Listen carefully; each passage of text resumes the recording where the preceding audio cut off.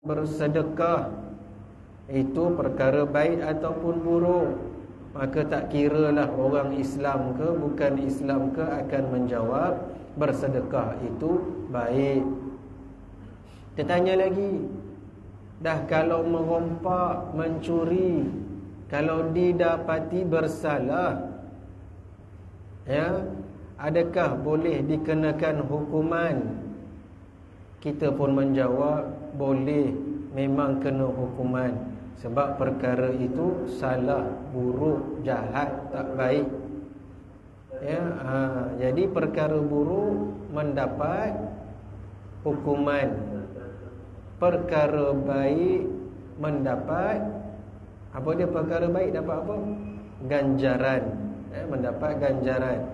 Jadi itu undang-undang negara yang ada di dalam sesebuah negara. Tes. Bismillah. Boleh? Jadi ni nak letak mana? Sini. Baik. Dengar. Boleh ke nak pegang juga? Pegang ke biar macam ni? Kalau pegang lebih kurang samalah ya. Ni silap pegang pula. Kalau pegang mungkin jelas sikit kot. Boleh insya-Allah. Baik, insya-Allah. Jadi perkara baik dan buruk, ya, perkara baik dan buruk semua orang tahu. Tak kiralah beriman ke tak beriman ke, tahu. Perkara buruk, perkara yang tak baik, kalau didapati bersalah boleh dikenakan hukuman. Ya, jadi hakim menjatuhkan hukuman sebab buat perkara yang menyalahi undang-undang. Kalau kita buat perkara baik, maka boleh didapatkan kita itu ganjaran kerana buat baik. Sama ada orang tolong kita balik ataupun apa juga bentuk-bentuk ganjaran kerana melakukan perkara yang baik. Ya, itu undang-undang manusia, ya, undang-undang manusia yang kita duduk dalam negara ni.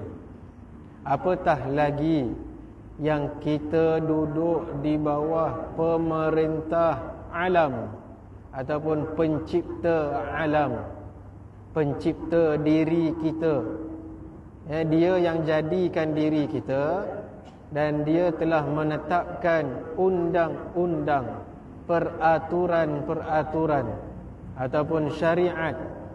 Maka sekiranya kita tidak ikut undang-undang yang telah ditetapkan oleh Allah, peraturan yang telah Tuhan tetapkan, maka boleh tak kita dikenakan hukuman oleh pencipta? Boleh.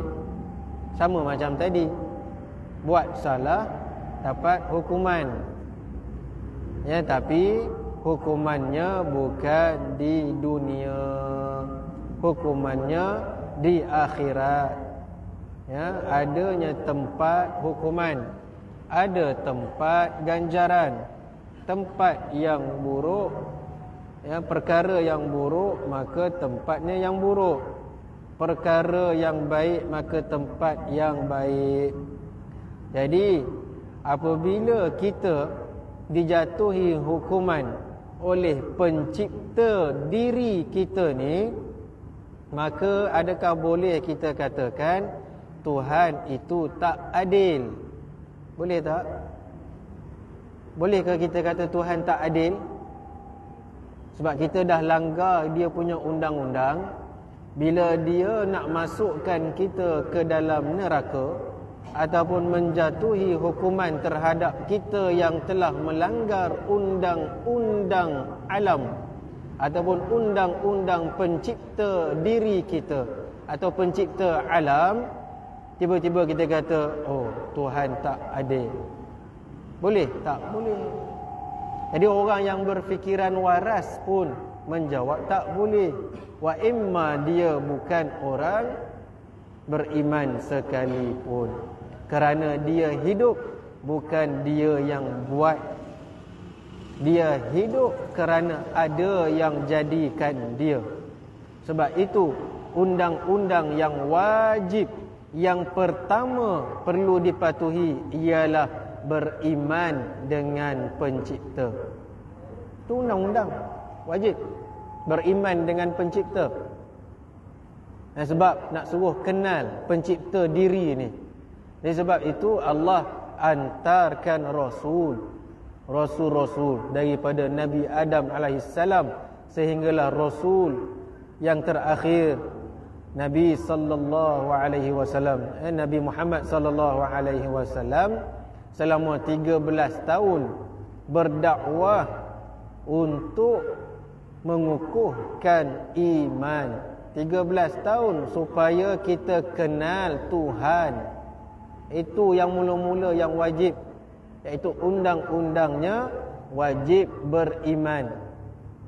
Dan bila di sana nanti, bila kita tak beriman, orang-orang yang tak beriman, Allah Ta'ala nak masukkan ke dalam nerakanya, maka dia kata tak adil.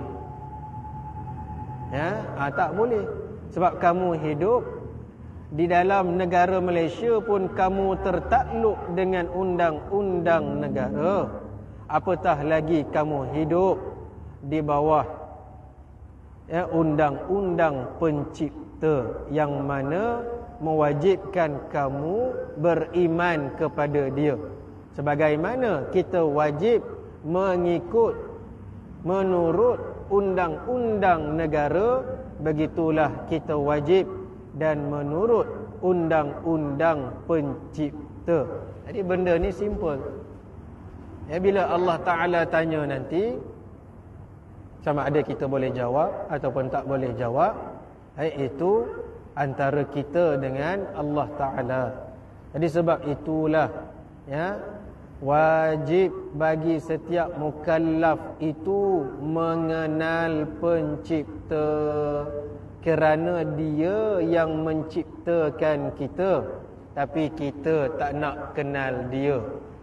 Itu tandanya kita lupa diri, lupa pencipta. Maka kalau Allah Ta'ala nak jatuhkan hukuman pada kita kerana kita yang melupakan dia, maka tidak salah. Bahkan itulah keadilannya. Yang zalimnya kita, sebab kita tak nak kenal dia. Ada masa, ada peluang, ada umur, ada ruang, ada guru, ada kitab, tapi kita tak nak mengaji, tak nak belajar. Maka Allah akan tanya, umur kita, peluang kita, ruang kita. Dah tertekan pula.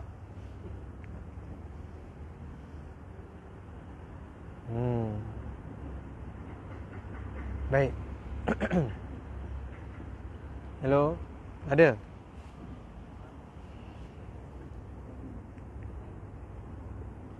Bismillah. Ada. Baik, terima kasih. Hari ni percubaan baru beli ni. Okey, baik. InsyaAllah. Itulah dia, teknologi. Tak apa. Jadi Allah akan tanya umur yang dia berikan. Umur ni bukan kita yang buat. Diri kita ni pun bukan kita yang jadikan. Tapi kenapa tidak mahu mengenal dia dengan sebenar-benar kenal? Orang yang dah kenal Allah Ta'ala, yang menjadi ahlut tauhid, orang yang mengesakan Allah Ta'ala, maka dia adalah orang yang berjaya, orang yang terselamat daripada azab seksa Allah. Jadi qad aflahal mu'minun, telah berjayalah orang-orang yang beriman, iaitu mereka yang telah mengenal Allah Ta'ala dengan sebenar-benar kenal. Jadi antara langkah pertama kita nak mengenal Allah Ta'ala itu adalah dengan ilmu mengenal Allah. Jadi ilmu mengenal Allah itu adalah ilmu tauhid. Ya. Sebab Allah Ta'ala berikan kita ini fikiran yang waras, perasaan, perbuatan yang kita tak boleh nak lari.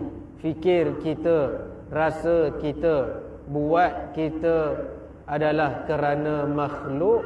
Fikir kita tentang makhluk atau fikir kita tentang Tuhan.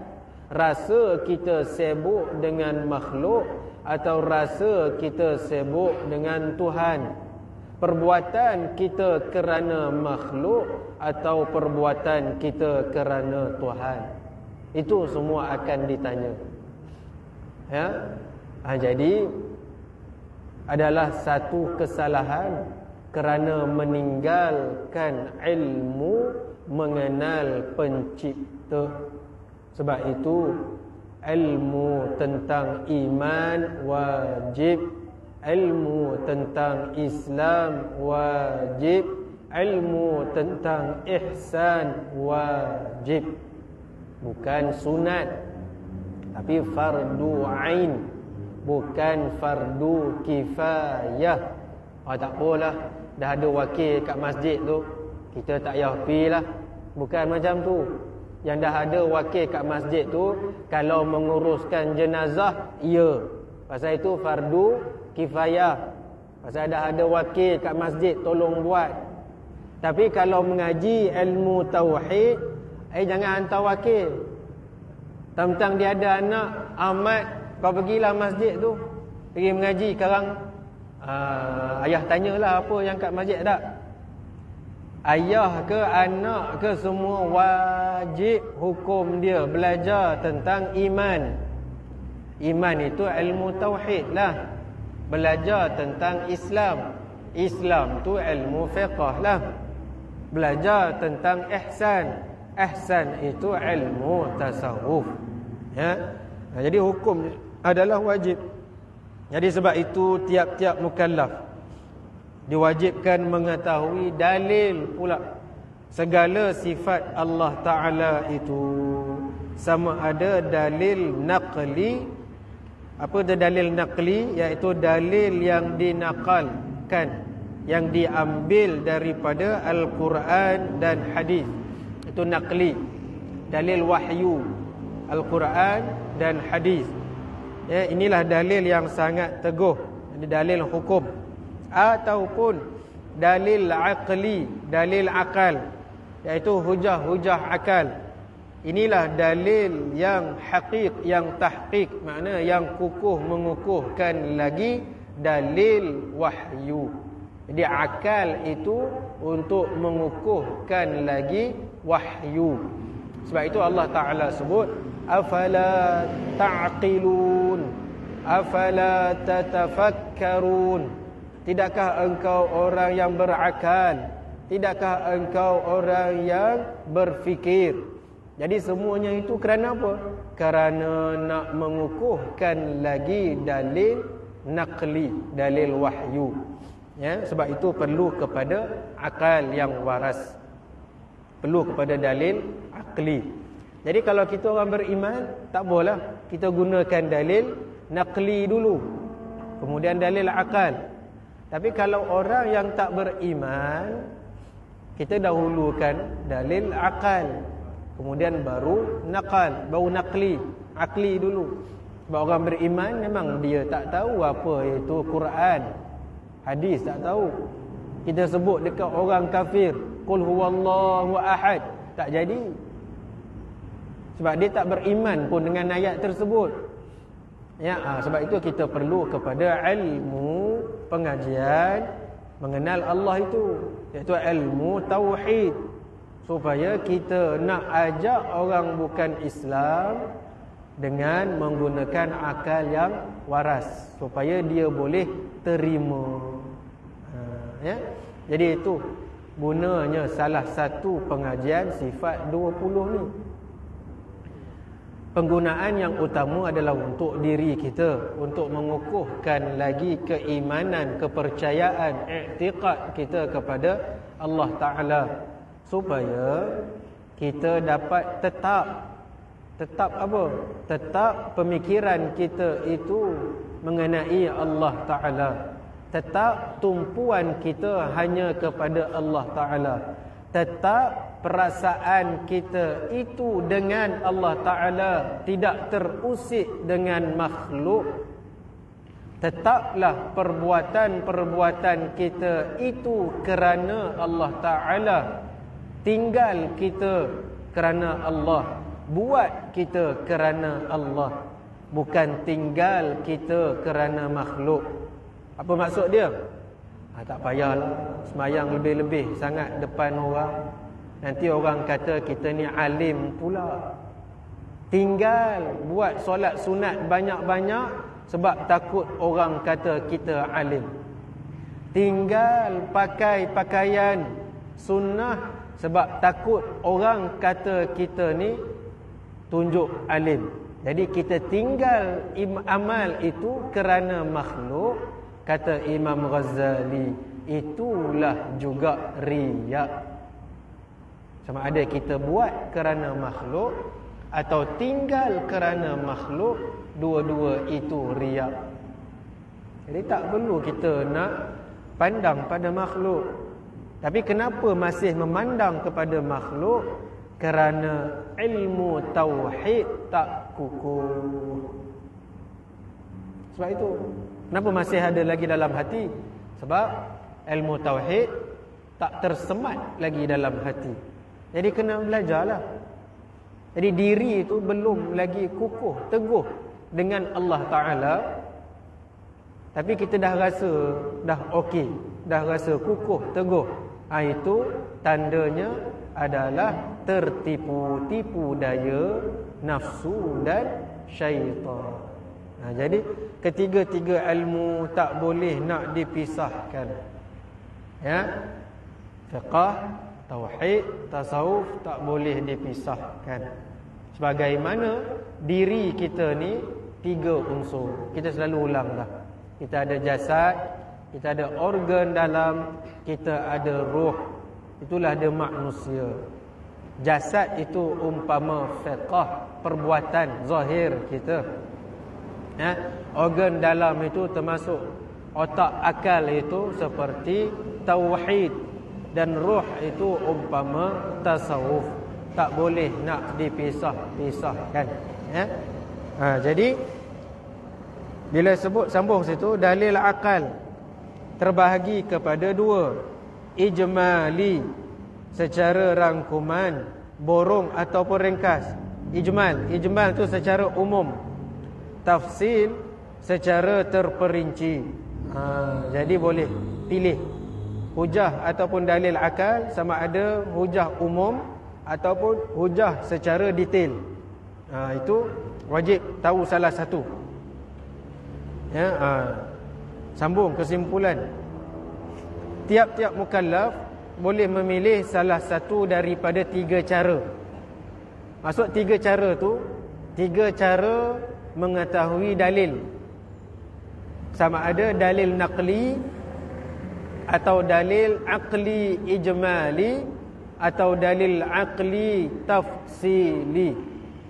Tapi tadi kata wajib tahu dalil naqli dan aqli. Cumanya bila dah tahu, boleh kita pilih salah satu daripada tiga untuk dijadikan pegangan, salah satu. Baik. Faham tak setakat ni? Faham? Kalau tak faham, bagi tahu. Kat mana yang tak faham, kita boleh ulang balik. Apa yang tak faham? Dalil mana yang nak pegang? Ya, sekurang-kurangnya salah satu. Ya, iaitu dalil naqli ataupun aqli ijmali. Jadi salah satu. Pegang, tapi kena tahu dua-dua. Pegang boleh salah satu. Maknanya nak pegang salah satu, tapi kena tahu dua-dua. Faham? Jadi dalil naqli pun wajib tahu, dalil aqli pun wajib tahu. Tapi untuk pegangan diri sendiri, salah satu je dah memadai. Ya, contoh, kalau kita katakan apa dalil Allah Ta'ala itu esa, jadi kita boleh gunakan dalil Qul huwallahu ahad. Itu dalil tentang keesaan Allah, wahdaniyah. Katakanlah ya Rasulullah bahawa Allah Ta'ala itu asa, ahad.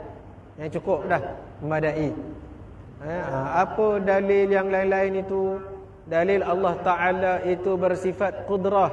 Innallaha ala kulli syai'in qadir. Contoh. Apa dalil Allah Ta'ala itu maha mendengar?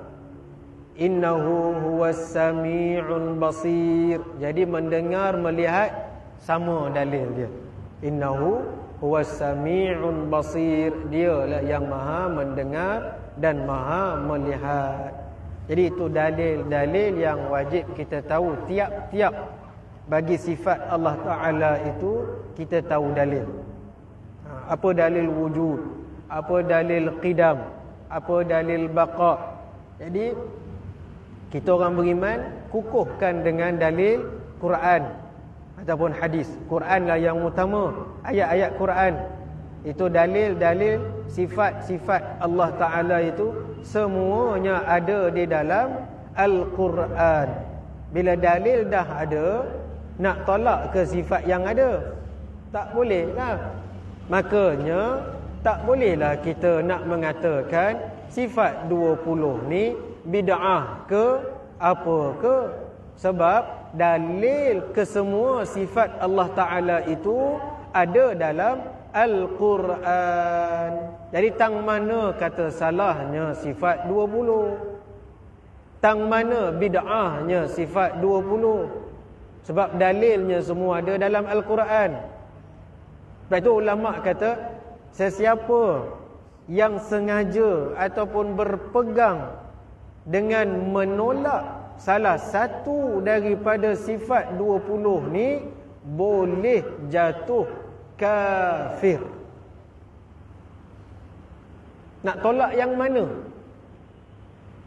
Nak kena jelas. Tolak yang mana?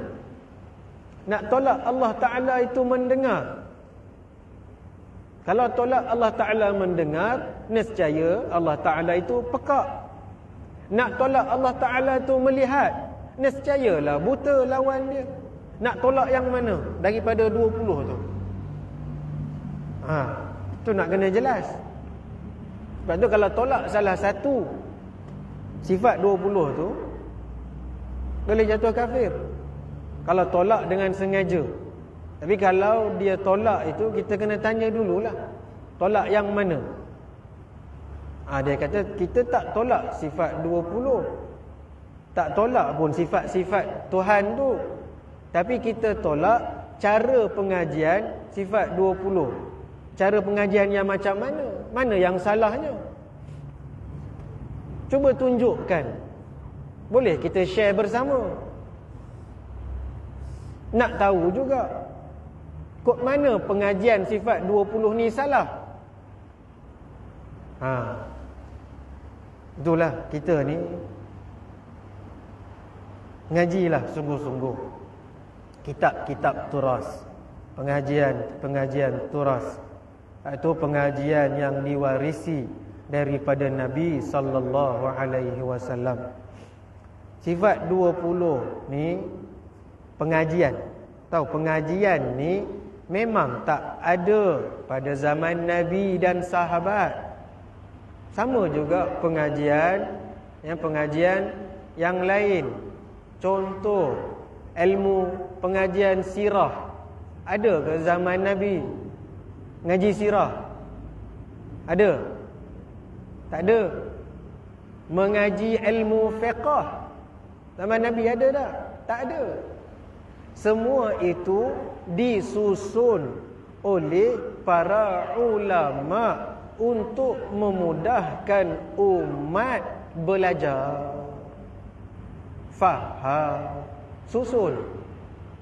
Sebab itu Al-Quran pada awalnya tidak dimushafkan, Tetapi ramai para penghafaz Al-Quran yang meninggal, yang wafat dan sebagainya, dikhawatiri tak dapat nak jaga itu, maka sebelum dimushafkan ditulis dulu atas pelepah-pelepah kulit-kulit haiwan, ditulis, barulah dihimpunkan. Ya, selepas zaman ke zaman barulah dimushafkan menjadi mushaf Quran.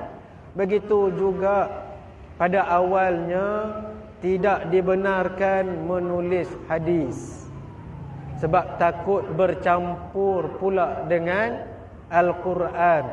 Jadi hadis hanya diriwayat secara lisan, kisah cerita daripada Abu Hurairah, daripada sekian-sekian, sampailah daripada Nabi SAW. Riwayat itu disampaikan orang perseorangan. Itu perawi, pencerita, penyampai hadis. Tapi lama kelamaan hadis dibukukan, dihimpunkan. Ya, antara kitab terawal iaitu Al-Muwatta yang disusun, dihimpunkan oleh Imam Malik. Kitab Bukhari bukan ada zaman sahabat. Itu orang yang tak cerdik cakap macam tu. Memanglah tak ada pun. Siapa kata ada? Jadi semua itu disusun untuk memudahkan umat yang akan datang. Di awal Islam itu, Islam belum berkembang pesat. Lama-lama Islam pun dah berkembang, ya, luar daripada kota Mekah. Para sahabat yang dihantar oleh Rasulullah untuk menyebarkan dakwah Islam, maka dah semakin ramai. Ilmu pun telah berkembang macam-macam. Lalu sebagaimana Allah Ta'ala menjaga kalamnya, iaitu Al-Quran, melalui hati-hati mereka yang menghafaz Al-Quran, begitu jugalah Allah Ta'ala menjaga agamanya dari sudut Islamnya, imannya, ihsannya. Allah Ta'ala menjaga di dalam hati para ulama. Jadi ada kalangan hamba Allah Ta'ala yang Allah Ta'ala pilih menjaga bahagian Islam. Kerana agama itu tiga: Islam, iman, ihsan. Jadi ada kalangan hamba Allah Ta'ala yang menjaga bahagian iman. Ada kalangan hamba Allah Ta'ala yang terpilih menjaga bahagian ihsan. Jadi di kalangan hamba-hamba Allah Ta'ala itu, yang terpilih itulah dinamakan sebagai ulama pewaris Nabi. Jadi bahagian fiqh, ada ulama fiqh, bahagian Islam. Bahagian tauhid, ada ulama tauhid. Bahagian iman, bahagian tasawuf, ada ulama tasawuf. Bahagian ihsan. Jadi sebab itu kita perlu mengikut kepada majoriti. Ya, ini selalu saya ulang, mana-mana pengajian selalu saya ulangkan. Nabi sebut alaikum bil jamaah. Tetaplah kamu dengan jamaah. Jamaah ni majoriti. Tahu majoriti? Daripada zaman Nabi SAW, zaman para sahabat, tak terhenti di situ. Disebarkan pula pengikut sahabat. Jadilah zaman kepada kita pada hari ini. Dari sudut akidahnya, majoritinya adalah yang pengajian sifat 20 ni. So akidahnya Asy'ariyah, Maturidiyah. Sebut imam-imam yang mu'tabar, ulama-ulama yang besar, semuanya Asy'ariyah dan Maturidiyah. Imam Nawawi, Imam Ghazali, Imam Ibn Hajar Al-Haytami, Imam Ibn Hajar Al-Asqalani, Imam Al-Baihaqi, Syekh Junaid Al-Baghdadi. Beratus ulama-ulama yang mu'tabar mereka semua dari sudut akidahnya mengikut cara susunan yang disusun oleh Imam Abu Hasan Al-Asy'ari dan Imam Abu Mansur Al-Maturidi. Inilah yang majoriti sudut akidahnya, ilmu akidahnya. Ya, jadi kita kena ikut majoriti. Kenapa nak ikut yang minoriti? Tak perlu hujah dalil Al-Quran ke hadis ke. Cukuplah yang majoriti ni. Sekurang-kurangnya. Kalau yang majoriti ni sesat, sesatlah hampir semua umat Islam di dunia ni. Sesatlah. Bid'ah lah. Neraka lah. Kalau Imam Nawawi Asy'ariyah, Imam Al-Ghazali pun Asy'ariyah, sesat. Berani cakap Imam Ghazali sesat, berani cakap Imam Nawawi sesat. Wa na'udzubillah min dzalik. Kalau berani, silakan. Tapi ada je yang berani. Ada. Ya, tu kita tak nafikan. Pulang pada dia lah. Jadi begitu juga kita. Siapa kata Malaysia ni mazhab Syafi'i? Itu orang yang tak mengaji, walaupun dia belajar tinggi. Kerana apa? Kerana ulama yang datang berdakwah ke tanah Melayu, ya, lebih lama lagi daripada Batu Surat Terengganu itu pernah dicatat. Kerajaan Kedah tua tu lagi lama. Itu sejarah. Ya, jadi dalam sejarah juga tercatat bahawa ulama yang datang berdakwah ke tanah Melayu ini datangnya daripada Yaman. Jadi ulama-ulama yang datang daripada Yaman ini, akidah mereka adalah Asy'ariyah. Fiqh mereka bermazhab Syafi'i. Tasawuf mereka rujukannya Imam Ghazali dan Syekh Junaid Al-Baghdadi. Ini dia. Lalu datanglah berdakwah ke tanah Melayu. Maka Raja Melayu yang pertama, ya, menerima dakwah Islam, memeluk Islam, menerimanya dengan akidahnya Asy'ariyah, fiqhnya mazhab Syafi'i, tasawufnya yang kita sebut tadilah. Maka firman Allah, ati'ullah wa ati'ur rasul wa ulil amri minkum. Taatlah kamu kepada Allah, taatlah kamu kepada Rasul dan juga pemimpin di kalangan kamu. Maka raja kita yang pertama tanah Melayu menerima Islam, yang mana akidahnya Asy'ariyah, fiqhnya mazhab Syafi'i, tasawufnya yang kita sebut tadi, menitahkan bahawa rakyat jelata wajib, ya, belajar ilmu agama dari sudut tauhidnya Asy'ariyah dan amalan fiqhnya mazhab Syafi'i dan tasawufnya amalannya yang disusun oleh Hujjatul Islam Imam Ghazali dan juga Syekh Junaid Baghdadi. Maka titah pemerintah itu, raja itu, adakah wajib diikut ataupun tidak? Sebab apa wajib? Sebab ayat Al-Quran. Maka itulah sejarahnya tanah Melayu kita, tauhidnya pengajian sifat 20, fiqhnya mazhab Syafi'i. Takkan itu pun tak tahu. Ngaji tinggi dah, ya, tiba-tiba tahun 50-an datang fahaman baru. Itu yang kata sebuah negeri nun jauh berdengung di sana itu tak ikut mazhab.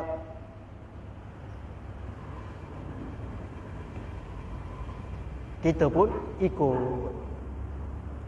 Habis yang baki negeri lain ni mazhab Syafi'i tak betul ke? Lepas tu boleh pula dia ajar orang awam buat-buat tanya, tuan-tuan dalam IC ada mazhab Syafi'i ke? Mana tuan-tuan tahu tuan tu mazhab Syafi'i? Malulah kalau orang mengaji tinggi tanya macam tu. Ya? Itu sejarah. Takkan itu pun Allahu Akbar. Yang kita ni tak berapa cerdik pun boleh tahu benda tu. Tapi masalahnya, yang cerdik pun boleh ikut yang belah sana, dah kenapa? Memang dah asal lagi tanah Melayu ni, raja kita mazhab Syafi'i. Maka rakyat pun ikut. Sebab itu perintah daripada ulul amri. Maka mufti-mufti di bawah raja itu pun wajib ikut. Maka fatwa-fatwa mufti bermazhab Syafi'i. Itu perintah ulul amri, dan itu adalah perintah Allah Ta'ala suruh kita wajib ikut. Kerana itu adalah agama, sebahagian daripada agama, tuntutan syariat. Kan? Macam mana boleh ke situ tadi? Entah. Mana dah kita tadi?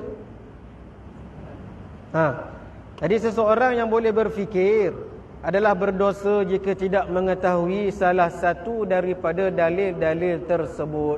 Orang yang boleh berfikir, waras fikirannya, berdosa kalau tak tahu dalil-dalil tersebut. Dosa hukum dia. Jadi jawablah dengan Allah Ta'ala nanti. Ya, ulama dah bagi tahu, guru ustaz dah bagi tahu, wajib belajar tauhid, tapi tak belajar wajib mengenal pencipta. Kerana itu ulama kata awwaluddin ma'rifatullah, awal agama itu mengenal Allah, iaitu awal kewajipan bagi setiap insan itu adalah mengenal penciptanya. Ini tak nak kenal. Ya, bila tak kenal, Allah Ta'ala tanya. Ya, ini perintah Allah Ta'ala.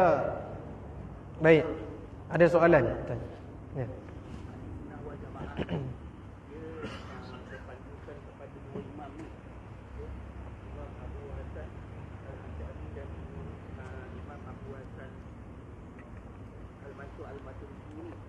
Jadi golongan yang selain daripada Aswajar ni, mereka menafikan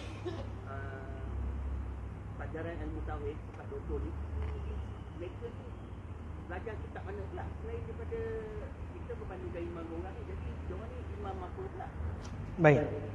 Jadi bila sebut Ahlus Sunnah wal Jamaah, ya, untuk mutaakhir ini, sebab kita bukan berada di awal zaman. Kita tak berada pada kurun ketiga. Kita bukan sekarang ni kurun keempat, kelima, keenam, ketujuh pun tidak.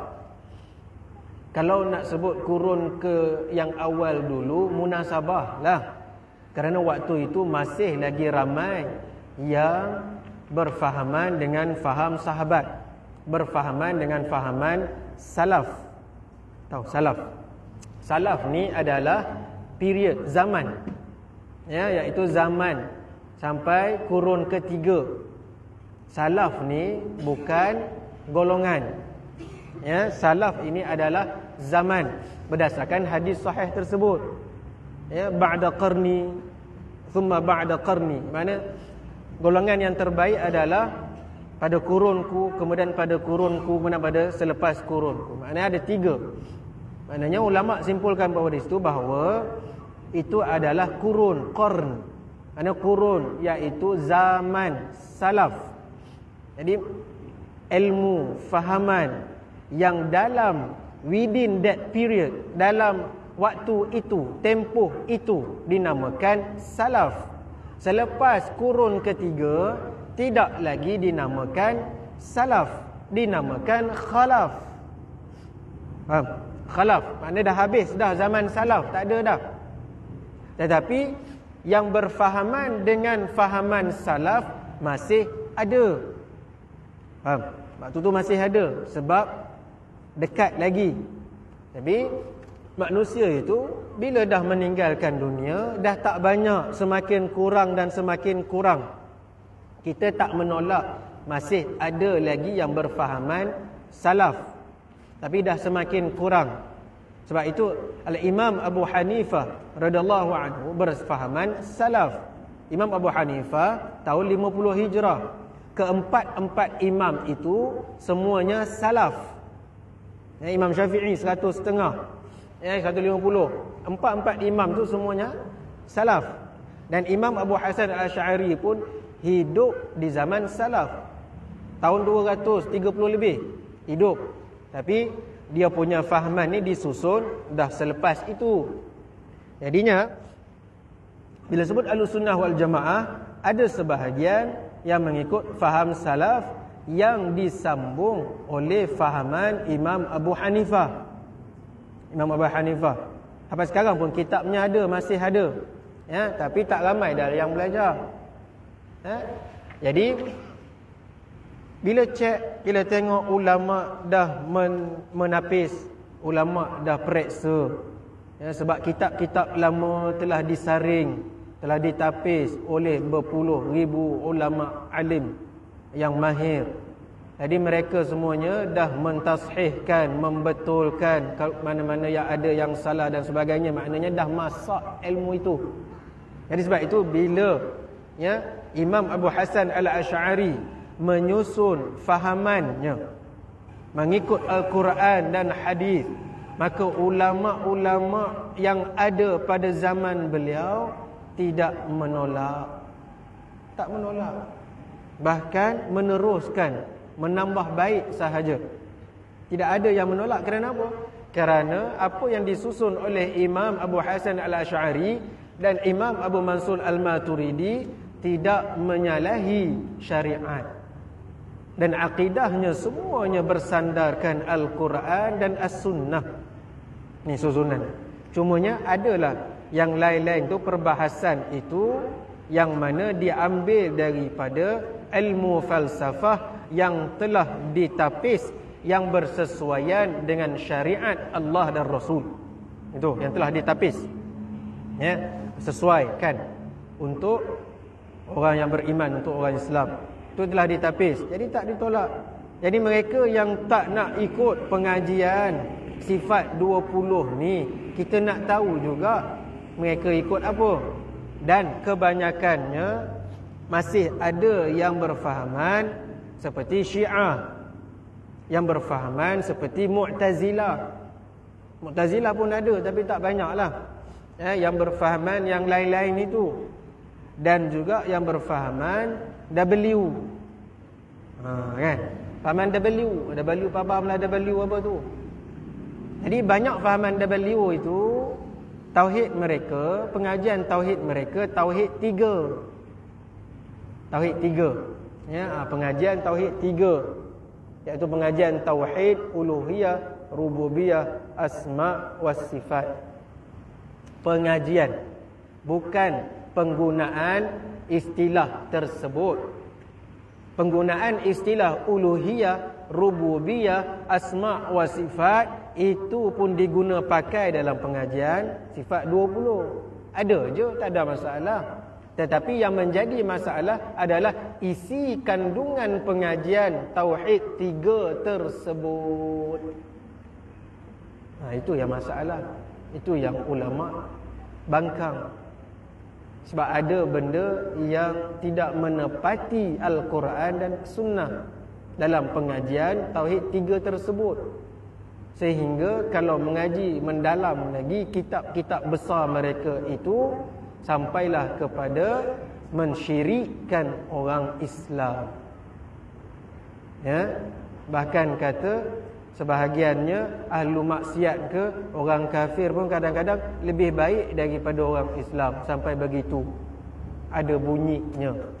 Ya, jadi mensyirikkan orang yang bertawassul di kubur, mensyirikkan macam-macam lah, mensyirikkan dan membid'ahkan.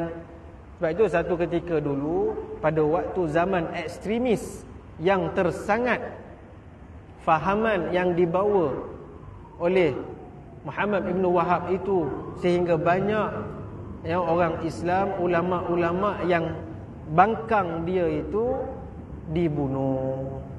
Ini bukan rekaan, ini hakikat, realitinya.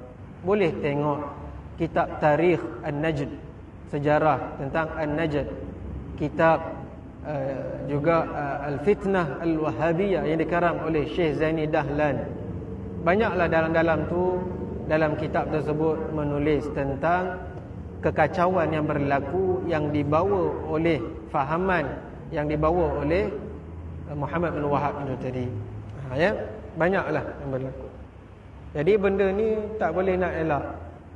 Dan fahaman ini pun baru lagi datang di tanah Melayu ni, iaitu tahun 50-an lebih kurang. Sebelum tahun 50-an tak ada kekacauan macam yang sekarang berlaku.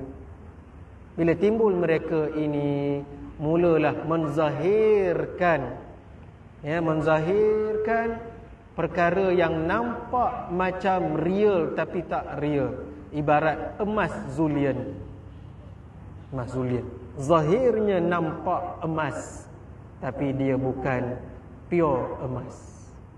Zahirnya nampak yang dibawa itu Quran, sunnah, hadis. Tetapi fahaman di sebalik Quran dan hadis itu tak bertepatan dengan Ahlus Sunnah wal Jamaah. Sebagaimana puak Khawarij dulu. Puak Khawarij pun guna Quran, guna hadis, tetapi ekstrim sehingga menghalalkan darah orang Islam. Mereka pun guna Quran hadis. Boleh cek baca sejarah puak Khawarij, fahaman mereka bagaimana. Boleh baca kat Google, tak ada masalah. Atau carilah kitab-kitab tentang sejarah, tentang fahaman golongan Khawarij. Mereka menggunakan Quran hadis juga, tapi salah faham. Jadi salah faham equals sesat. Faham? Tetapi sesat bukannya kafir. Sehinggalah melampaui batas, melepasi had Islam, baru boleh dijatuhkan kafir ataupun tidak. Ya, sebab itu bila orang tak faham disebut sesat sama dengan kafir. Tidak. Sesat iaitu salah faham, belum tentu kafir lagi. Sebab itu Imam As-Sanusi, ya, yang mengarang kitab Ummul Barahin, mengatakan bahawa kita Ahlussunnah wal Jamaah tidak sesekali mengkafirkan Ahlul Qiblah. Tidak sesekali mengkafirkan, ya, kecuali jelas kekafirannya, jelas yang boleh mengatakan dia keluar daripada Islam, barulah boleh. Itu pun ditentukan bukan orang awam macam kita ni. Itu pun ditentukan oleh qadi, hakim. Bukan kita yang tentukan orang tu kafir ataupun tidak. Sesat tak perlu mengucap. Sesat tu dia salah faham. Salah faham. Terlalu ambil zahir kadang-kadang. Ya, ambil zahir Al-Quran. Bila terlalu ambil zahir Al-Quran, contohnya Allah Ta'ala ada mata. Zahir Al-Quran kata Allah Ta'ala ada mata. Zahir ayat Al-Quran kata Allah Ta'ala ada tangan. Ya, itu zahir Al-Quran. Jadi dia faham Allah Ta'ala ada tangan, tapi tak faham, tapi katanya tak sama dengan tangan makhluk. Yang macam ni tak boleh. Jadi syubhah. Ya, tapi kalau dia full stop, Allah Ta'ala memang ada tangan, full stop kat situ, memang ada tangan, yang ini tidak ada khilaf, mengatakan bahawa kafir. Ini adalah golongan mujassimah. Tapi kalau dia kata Allah Ta'ala itu ada tangan tapi tak sama dengan tangan makhluk, tidak lagi kafir, tapi syubhah. Syubhah itu kesamaran, samar fahaman dia tu. Ya, Jadi Allah Ta'ala sebut yadullahu fawqa aydihim. Kita serah pada Allah Ta'ala. Maknanya wallahu alam, tak tahu. Itu adalah fahaman salaf. Fahaman salaf bila ayat yadullahu fawqa aydihim, contoh tangan Allah di atas tangan-tangan mereka. Kalau terjemah, tapi makna terjemah itu terjemah dengan makna lain. Itu terjemah bahasa kita, yadun bahasa Arab, bahasa Melayu hand, terbalik. Bahasa Melayu tangan, bahasa Inggeris hand. Contoh, Itu terjemah. Tapi adakah makna yang dikehendaki itu seperti terjemah? Tidak. Sebab itu faham ahlus salaf, terjemah kalau bahasa asing makna yadun dengan makna tangan. Tapi maknanya tu terjemah tangan. Maknanya kembali balik pada Allah Ta'ala. Kita tak kata pun Allah Ta'ala ada tangan. Cuma kalau terjemah perkataan itu bermaksud tangan. Tapi makna tangan itu serah pada Allah Ta'ala. Itu faham salaf. Cara salaf. Tapi cara ulama kemudian mentakwilkan yang sesuai bagi Allah Ta'ala, iaitu terjemah tangan itu sama makna ataupun ditakwilkan. Apa itu takwil? Takwil itu memalingkan makna yang asal kepada makna yang lain yang layak bagi Allah Ta'ala. Itu takwil. Maknanya ada sebahagiannya mentakwilkan dengan yadun, bermaksud maknanya kudrah. Tangan Allah di atas tangan-tangan mereka. Ada dalil yang lain yang boleh mengukuhkan lagi, innallaha ala kulli syai'in qadir. Sesungguhnya Allah Ta'ala tiap-tiap atas sesuatu itu maha berkuasa. Jadi ada relate dengan ayat tadi itu, yadun bimakna qudrah. Tangan itu bermaksud qudrah. Kuasa Allah Ta'ala itu mengatasi kuasa-kuasa mereka. Kerana mereka nak buat apa pun buatlah, tetapi tetap tidak boleh lawan kekuasaan Allah Ta'ala. Itu maksud. Nak pi kata ada tangan juga tu dah. Kenapa? Sebab tangan itu Allah Ta'ala cipta hanya untuk makhluk. Bila sebut tangan sudah tentu ada jari. Kalau tangan tak ada jari, kudung. Faham? Bila dah ada jari, tak kira lah 5 ke 10 ke 1000 ke. Jadi akal manusia ni kadang-kadang bila kita tak bagi dia panduan, tak bagi dia gap, nanti kan dia terbayang tangan Allah tu ada 1000 ke, 1,000,000 ke, bila sebut Allah Ta'ala ada tangan. Sebab itu ulama yang kemudian mentakwilkan, nak menyelamatkan akal fikiran manusia yang tidak ada limit dalam berfikir.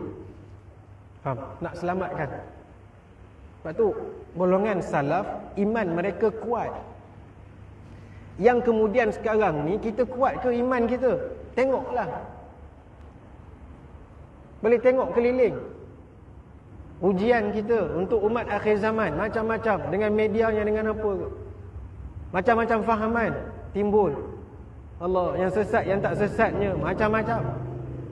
Jadi sebab itulah gunanya pengajian ini untuk menyelamatkan iman dan untuk menghadkan fikiran manusia itu. Sebab itu tauhid itu kait dengan kita punya fikir. Habis dah bateri. Bateri dah habis. Ya, sebab itu tauhid itu kait dengan fikiran manusia. Jadi fikiran manusia mesti diuruskan.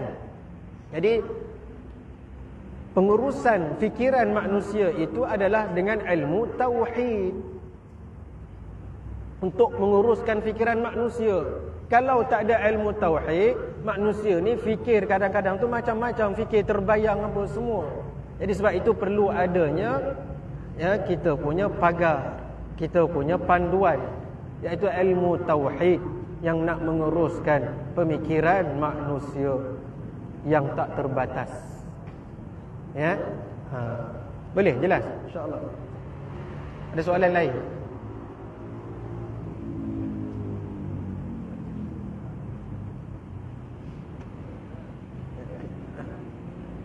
Ke dah terjawab ataupun tak tahu nak tanya apa? Untuk malam ni cukup dah. Rasanya cukup dah. Ya, betul lah tu. Kalau rasa dah cukup, insya-Allah lah kita berhenti sini, kita sambung kemudian. Pukul berapa dah? Masuk isyak dah? Dah. Lama dah masuk. Baik, insyaAllah Allah subhanahu wa ta'ala a'lam. A'udzubillahi minasyaitanirrajim. Bismillahirrahmanirrahim. Alhamdulillahi rabbil alamin. Wassalatu wassalamu ala asyrafil anbiya'il mursalin wa ala alihi wa sahbihi ajma'in. Allahumma aftah alaina futuhal 'arifin wa hifdzal mursalin. Subhanallahil azim. Subhanallah bihamdi nastaghfiruka wa natubu ilaik. Wa sallallahu ala khayri khalqihi sayyidina maulana Muhammadin nabi wa ala alihi wa sahbihi ajma'in. إلى حضرة النبي محمد المصطفى رسول الله صلى الله تعالى عليه وسلم وآله وصحبه الكرام ومشايخنا الفاتحة.